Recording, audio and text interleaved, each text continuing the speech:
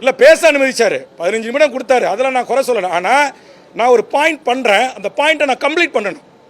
ஒரு முழுமை பெற்ற பிறகு அதில் தவறுந்தான் நீக்கணும்.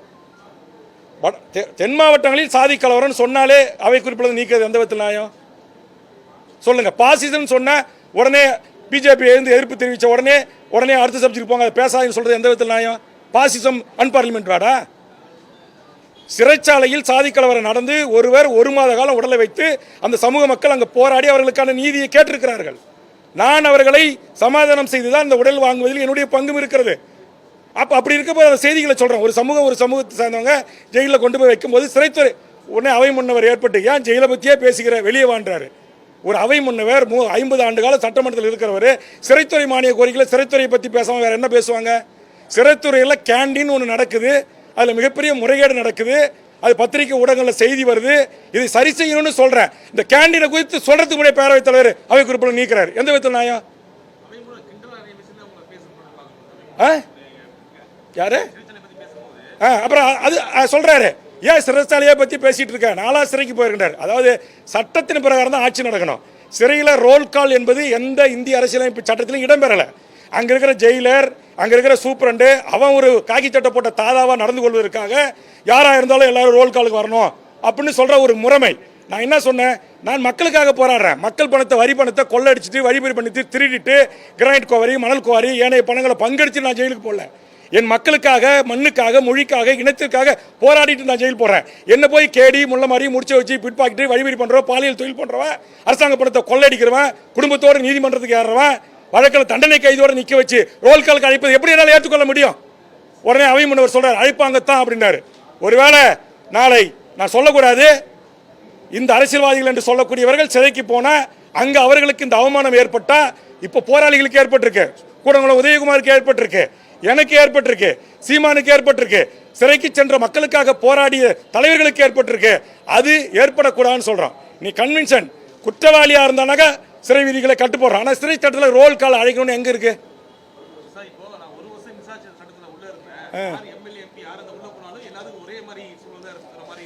சிறை ஒரே மாதிரியான சட்ட விதிகள் நடைமுறைப்படுத்தின மாற்று கருத்து இல்லைங்க. ரோல் கால் என்பது சிறை கண்காணிப்பாளர், ஜெயிலர்கள் எடுத்துக்கொள்ளுகிற அதிகாரம். அதில் விசாரணை கைதிகளை நிறுத்தக்கூடாது என்பதுதான். சட்டத்தில் எங்கேயும் விசாரணை கைதியும் கூட்டு ரோல் காலில் கேள்வி கேட்கணுன்ற அவசியமே கிடையாது. விசாரணை கைதிக்கு ஒரு கிரீவன்ஸ் இருக்குன்னா நாங்கள் சூப்பரண்டை பார்த்து சொல்ல போகிறோம், ஜெயிலரை பார்த்து சொல்ல போகிறோம். நீ ஜெயிலுக்கு போயிட்டுனாக்கா எம்எல்ஏ, எம்பி எல்லாரையும் ஒரே மாதிரி தான் நடத்தும் அப்படின்னா, இப்போ நான் திருப்பி கேட்டேனாக்கா அவர் மூத்தவர், சீனியரு, அவர் சொல்கிறாரு நானும் ஜெயிலுக்கு போயிருக்கிறேன், எல்லாரையும் ஒரே மாதிரி தான் நடத்தும் அப்படின்னா எப்படி? விசாரணை கைதி வேற, குற்றவாளி வேற, எப்படி ஒரே மாதிரி நடத்த முடியும்? குற்றவாளி கைதிக்கு எண்ணு கொடுத்து, கால் சட்டை கொடுத்து, வெள்ளை சீருடை கொடுக்குறாங்க. விசாரணை கைதிக்கு அப்படி கிடையாது. அப்புறம் எப்படி எல்லாம் ஒரே மாதிரி ஆகும்? அவை முன்னவர் தெரியும், ஆனால் வேண்டுமென்று அவர் அந்த காமெடியாக அந்த அவையை கொண்டு போனங்கிறதுக்காக சில நேரம் அவருடைய கருத்துக்கள் என்பது சட்டமன்றத்துக்கும் சட்டத்திற்கும் மாண்புகளுக்கும் கொஞ்சம் முரணாக இருக்குது. இதெல்லாம் எனக்கு வருத்தமாக இருக்குது. அதனால தான் நான் வெளியில் பத்திரிகையாளர்கிட்ட இதை பதிவு செய்கிறேன்.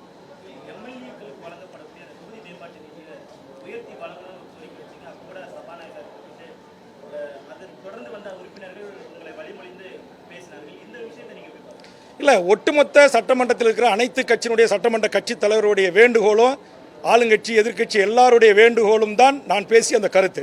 அதனால தான் எல்லாருமே வேல்முருகனுடைய கருத்தை நாங்கள் ஏற்கிறோம், வரவேற்கிறோம், நடைமுறைப்படுத்தணும்னு சொல்கிறாங்க. மாநில அரசு பல்வேறு இனங்களில் நிதி ஒதுக்குறாங்க. அப்போ மாண்புமிகு முதலமைச்சர் அவர்கள் நல்ல ஒரு திட்டம், கிராம சாலைகளுக்கு ஆண்டுக்கு 4000 கோடி ரூபா ஒதுக்குறாங்க. அந்த 4000 கோடி ஒதுக்குற போது இந்த பியூரோக்ரசி என்றக்கூடிய அதிகாரி அழகாக அறையில் உட்காந்துக்கிட்டு அல்லது ஒப்பந்ததாரராக இருக்கிற கான்ட்ராக்டரோட நல்ல அதிகாரியோட தொடர்பு இருக்கும்போது அவன் என்ன செய்கிறான்? அவன் கொடுக்குற லிஸ்ட்டை வாங்கிட்டு லிஸ்ட்டை அறிவிப்பு விட்டுறான். மக்கள் புரிய நாங்கள் தாங்க ஓட்டு கேட்க போகிறோம். அதிகாரிகள் ஒரு முறை ஓட்டு கேட்க வீதிக்கு வரதில்லை, மக்களை சந்திக்க போகிறதில்ல. நாங்கள் போகும்போது நீ எம்எல்ஏ எங்களுக்கு என்ன செஞ்ச, என் தெருவுக்கு ரோடு போட்டியா, விளக்கு போட்டியா, பைப் போட்டியா, தண்ணி வந்துச்சான்னு எங்களை தான் கேட்குறாங்க. அதனால் நான் என்ன சொன்னேன், இந்த 4000 கோடியில் ஒரு சரிபாதி தொகையை சட்டமன்ற உறுப்பினர்கள் மக்களிடத்தில் வரப்படுகின்ற மனுக்களின் அடிப்படையில், கோரிக்கையின் அடிப்படையில் பரிந்துரை செய்வதற்கான வாய்ப்பை வழங்குங்க அப்படின்னு தான் சொன்னேன். அதுக்கும் எனக்கு சரியான பதில் கிடைக்கல.